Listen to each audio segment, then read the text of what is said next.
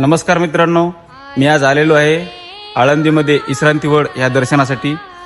तर आज इथे एक महाराज बसलेले आहेत, तर त्यांना आपण माहिती विचारू की विश्रांतीवडाबद्दल नेमकं झालं काय होतं।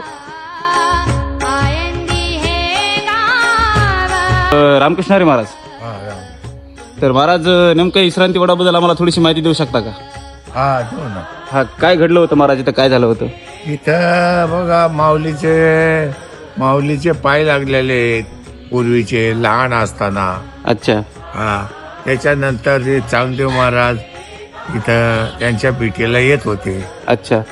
इथं 2-3 दिवस आराम केला आणि नंतर इथून त्यांची सवारी वडगाव रोड तिकडं चौकामध्ये त्यांची भेट तिथं झाली। अच्छा।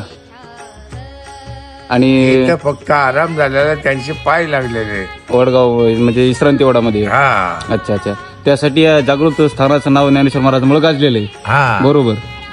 ही पवित्र जागा आहे। अच्छा अच्छा अच्छा, धन्यवाद महाराज आम्हाला थोडीशी माहिती दिल्याबद्दल। बघू शकता मित्रांनो तुम्ही, हे विश्रांतीवड आहे आणि या विश्रांतीवडाचं तुम्ही दर्शनही करू शकता। खूप भव्य इथं स्थान आहे। तर बघू शकता मित्रांनो, या विश्रांतीवडामध्ये लहान लेकरांसाठी खेळायला पण काही वस्तू ठेवलेल्या आहेत आणि लहान लेकरं पण एन्जॉय करतात। तर बघू शकता त्या विश्रांतीवडाचं तुम्ही गार्डन पण बघू शकता, किती छान आहे।